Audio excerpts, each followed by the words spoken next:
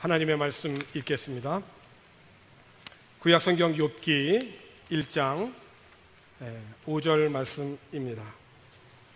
욥기 1장 1절로 5절까지의 말씀입니다. 제가 읽습니다. 우스 땅에 욥이라 불리는 사람이 있었는데 그 사람은 온전하고 정직하여 하나님을 경외하며 악에서 떠난 자더라. 그에게 아들 7과 딸 3이 태어나니라.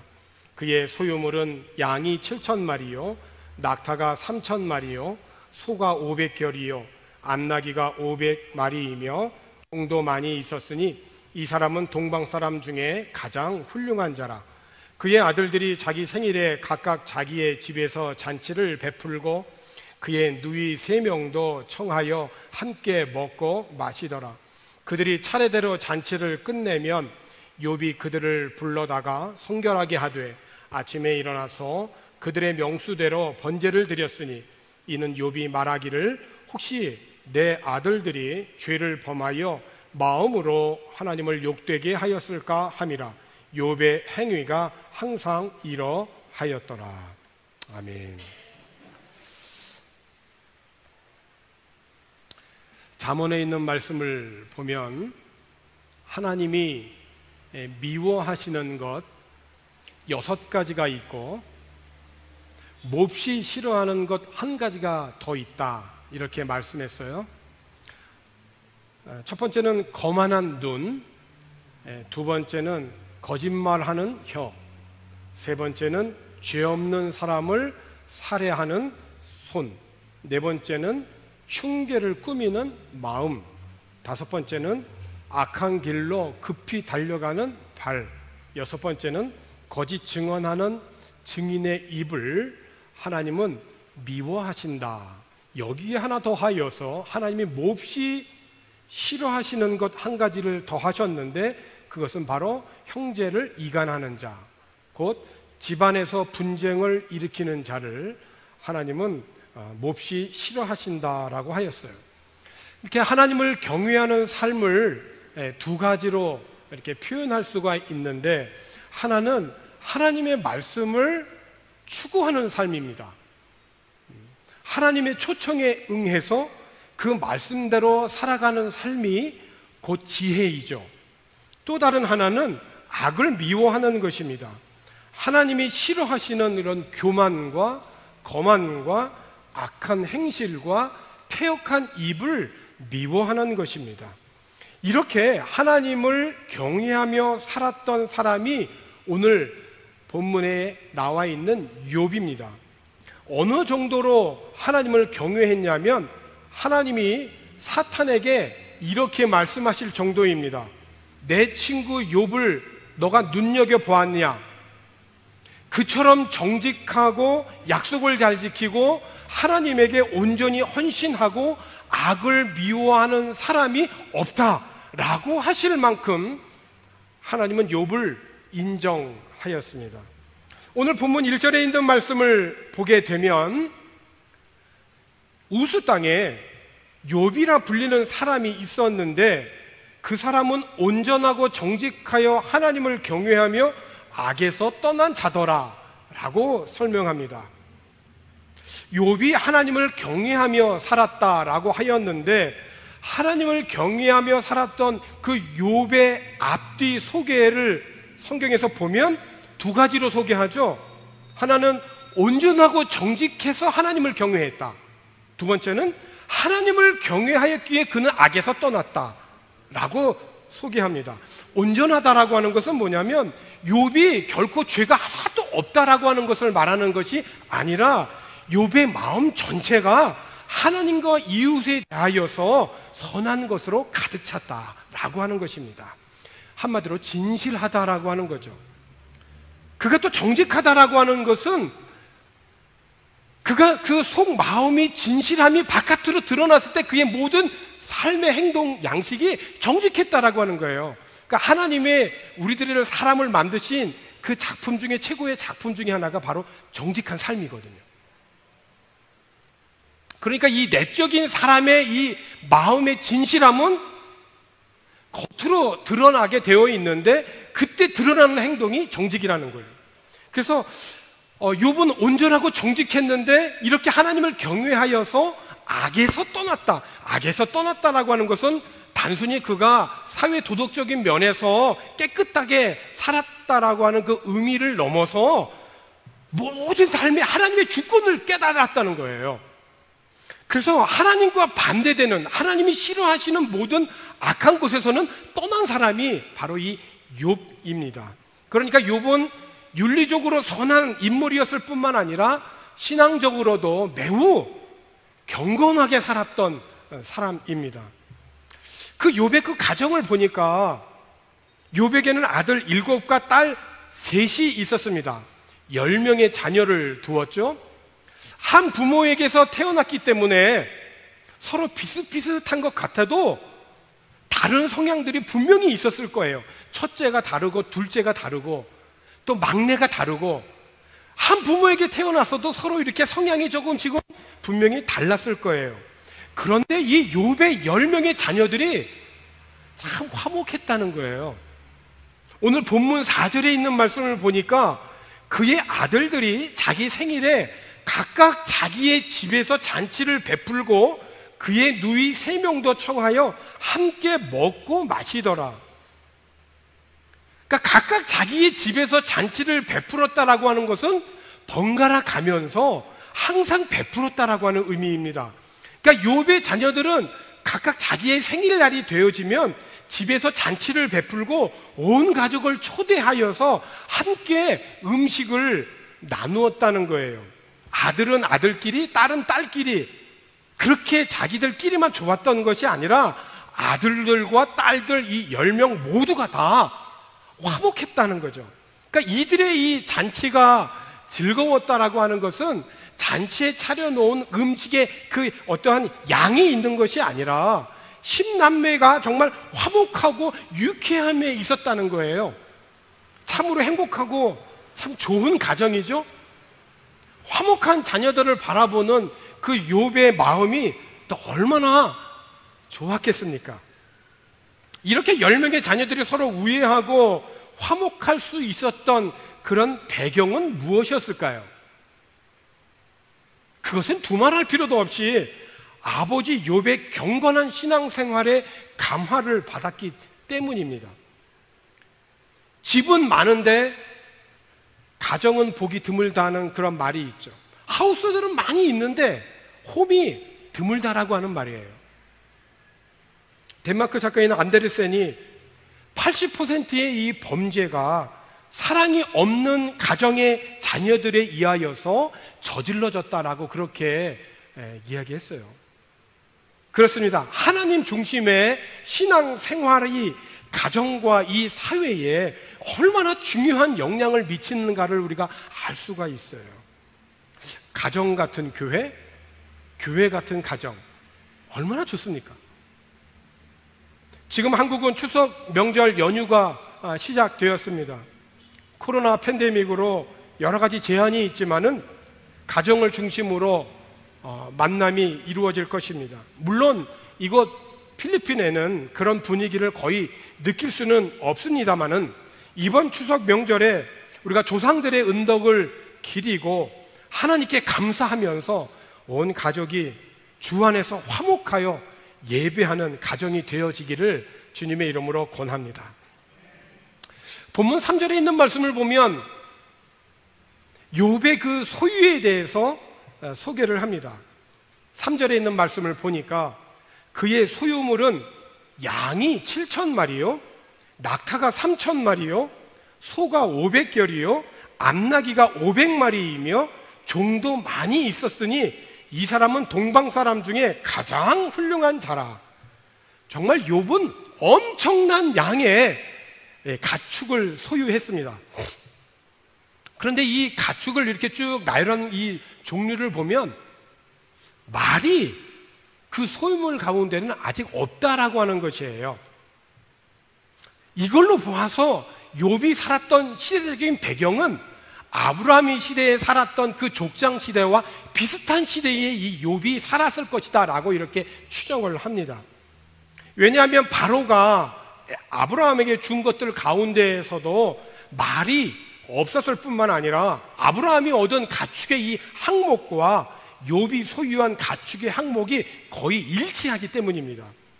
말은 사실은 주전 1900년경까지 근동 지역에 알려지지 않았다가 이 중앙아시아로부터 수입에 의해서 점차 전해진 것이거든요. 그런데 이 욥의 이 경제력, 욥을 소개할 때 그의 많은 소유물을 열거하는 그 끝부분을 보면 가장 훌륭한 자다, 이렇게 기록을 하고 있어요. 참 이 부분은 더욱 눈길을 끌어요. 하나님을 경외하고 자녀들이 참 화목하고 매우 부자였던 이 욥의 가정을 모르는 사람이 아마 없었을 것입니다. 아마 그 지역 근동에 사는 사람들은 욥을 다 알고 있었을 거예요. 그러니까 널리 알려졌음에 틀림이 없습니다. 그런데 그 많은 재산을 소개하는 그 말 끝에 욥이 유명하다라고 설명하지 않고 욥이 훌륭하다, 이렇게 기록을 하고 있거든요. 욥은 모든 사람들이 부러워할 만한 모든 것을 갖추었어요. 그런 것 때문에 그것으로 인하여서 좀 교만할 수도 있었을 터인데 성경은 그가 훌륭하다라고 그렇게 소개를 하고 있어요. 사람에게 인정을 받으면요, 널리 알려지게 되고 유명해집니다. 세상 많은 사람들이 그래서 유명해지기를 원하죠. 그래서 노력하고 최선을 다해서 사람들로부터 인정을 받아 유명해지는 것이 때로는 힘이 되고 위로가 되겠으나 더 중요한 것은 하나님으로부터 인정을 받아 훌륭한 사람이 되는 것입니다. 저희 막내가 친구들하고 이렇게 모여서 이렇게 서로 이렇게 사는 얘기, 이게 재미난 얘기를 유튜브로 이렇게 방송을 하고 있더라고요. 그래서 이제 그 친구들 부모님들끼리 이렇게 가끔 이렇게 만나게 되면 좀 유명하던데요, 유명해졌어요 라고 얘기를 해요. 저는 이제 속으로 얘기합니다. 유명해지지 말고 훌륭해져야 되는데. 인격의 품위에서나 재산의 소유에 있어서 최고의 그 위치에 있을 때 욥과 같이 훌륭한 하나님의 사람이 되어지기를 주님의 이름으로 축원합니다. 먹든지 마시든지 우리가 무엇을 하든지 하나님의 영광을 위하는 삶이 곧 훌륭한 삶인 줄로 믿습니다. 특별히 이제 욥의 신앙을 우리가 볼 때 오늘 본문에서 이렇게 욥의 어떤 개인적인 면, 그의 자녀에 관한 면, 이런 그의 경제력, 이런 모든 것들을 소개할 때 여기에 그치지 아니하고 구체적으로 하나를 더 소개를 하는데 5절에 있는 말씀을 보게 되면 그들이 차례대로 잔치를 끝내면 욥이 그들을 불러다가 성결하게 하되 아침에 일어나서 그들의 명수대로 번제를 드렸으니 이는 욥이 말하기를 혹시 내 아들들이 죄를 범하여 마음으로 하나님을 욕되게 하였을까 함이라. 욥의 행위가 항상 이러하였더라. 보통 잔치를 하다 보면 기분도 좋아지게 되고 그러다 보면 평소 드러나지 아니하였던 자기의 속마음도 드러나게 됩니다. 때로는 실수를 하기도 하지요. 여러분, 신약 마가복음 6장에 있는 말씀을 가보게 되면 헤롯이 자기 생일에 모든 고관들과 귀족들을 자기 생일에 초청을 하여서 잔치를 합니다. 이때 그 헤로디아의 딸이 연회장에 들어와서 손님들을 위하여서 춤을 추거든요. 그런데 이 춤이 너무나 멋있었나 봐요. 헤롯과 거기에 이 잔치에 참여한 손님들이 감탄을 했습니다. 그래서 이 헤롯 왕이 소녀에게 말을 하죠. 내게 무엇이든지 청해라. 네가 원하는 것은 무엇이든지 해주마. 흥분하면서 계속 말을 합니다. 맹세하는데 네가 말만 하면 내 나라를 너와 반반씩이라도 나누어 주겠다라고. 이 딸이요, 그 말을 듣고 어머니에게 금방 달려갑니다. 그리고 어머니에게 무엇을 청하면 될까요? 라고 물어보죠. 그때 어머니가 뭐라고 얘기합니까? 지금 당장 세례 요한의 목을 쟁반에 담아달라고 얘기를 해라. 이 소녀의 엄마하고 헤롯하고는 친척 관계인데 이 헤롯이 근친상간을 벌이거든요. 그 여인을 얻기 위해서 부정한 일을 하였을 때 세례 요한이 지적을 하거든요. 책망을 하게 됩니다. 그러니까 여기에 대해서 하나님의 말씀을 듣고 회개를 했어야 되는데 이 말씀을 듣고 마음에 좋지 않은 감정을 갖고 있었어요. 그런데 마침 생일날에 헤롯이 그 헤로데의 그 딸이 그 춤을 보고 감탄을 하면서 내가 원하는 것은 무엇인지 해줄게 라고 그렇게 말을 해버린 것입니다. 지금 당장 세례 요한의 머리를 쟁반에 담아달라고 하는 청을 듣게 된 이 헤롯이 한순간에 정신이 번쩍 든 겁니다. 근데 손님들에게 이미 다 말을 했기 때문에 체면을 잃고 싶지 않아서 잠자코 소녀의 그 소원을 들어주죠. 왕이 사형 집행관을 감옥에 보내서 요한의 그 머리를 가져오게 명령을 합니다. 그가 가서 요한의 목을 베고 쟁반에 담아와서 소녀에게 주었고 소녀는 그것을 다시 자기 어머니에게 갖다 주죠. 세례 요한의 말을 달게 들을 정도로 이 요한을 거룩하게 그리고 의로운 사람으로 인정하면서도 자기의 죄를 지적하였을 때 그 책망은 받아들이지 않았던 이 헤롯이거든요. 결국 이 악인들의 이 현란한 잔치에서 아름다운 그 의인의 생명을 마음껏 농락하다가 죽이고 말았던 것입니다. 오늘은 그 의인의 죽음이 참으로 기가 막히고 허무하기만 한 것 같은 그 부분에 대해서는 다음에 기회 있을 때 말씀을 좀 나누고자 합니다. 오늘은 잔치가 사람을 기쁘게 하는 면이 있지만 주의하지 아니하면 큰 화를 입을 수도 있다는 것입니다. 추석을 맞이하여서 가족들이 모일 때 우리가 주의해야 할 것입니다. 오늘 본문의 이 욥은 잔치의 즐거움뿐만 아니라 위험에 대해서도 잘 알고 있었던 것 같아요. 그래서 욥은 자녀들이 생일날 형제 자매들을 불러서 잔치를 하고 그 잔치가 끝난 다음 날이 되면 을에 일찍 일어나서 제 자식들 하나하나를 위하여서 번제를 드렸다는 것이에요. 욥은 왜 이렇게 열심히 자녀들을 위하여서 기도했을까요? 한 가지 이유는 욥은 자녀들을 정말 지극히 사랑하여서 혹 그들 중 한 명이라도 믿음에서 떨어지지 않을까라고 하는 두려움이 있었던 겁니다. 그러나 보다 중요한 이유는 그가 자녀들을 위하여서 열심히 기도하는 그것이 하나님을 위하는 일이었기 때문에 그렇습니다. 욥은 모든 것에서 하나님을 사랑하고 경외하였거든요. 그러니까 하나님께서는 모든 사람들이 마땅히 경배를 받고 섬김을 받아야 할 분으로 그 하나님의 주권을 인정하고 신뢰했던 사람이에요. 나만이 아니라 나의 자녀들도 마땅히 하나님을 섬겨야 될 것이라고 그는 확신하였기 때문에 혹 나의 자녀들이 기분 좋은 잔치를 벌이면서 그들이 혹 마음으로라도 보이지 않는 거잖아요. 그 부분은. 그런데 욥은 저들이 겉으로 드러나는 거 말고 속으로라도 혹시 하나님 앞에 무슨 죄를 지었으면 어떻게 할까라고 하는 그런 염려 때문에 그 부분을 놓고 하나님 앞에 기도하면서 예배를 드린 사람이거든요. 그런데 더 중요했던 것은 나의 자녀들도 삶의 모든 영역에서 하나님을 예배하는 예배자가 되기를 원했기 때문에 욥은 자녀들을 위해서 그렇게 기도했던 것입니다.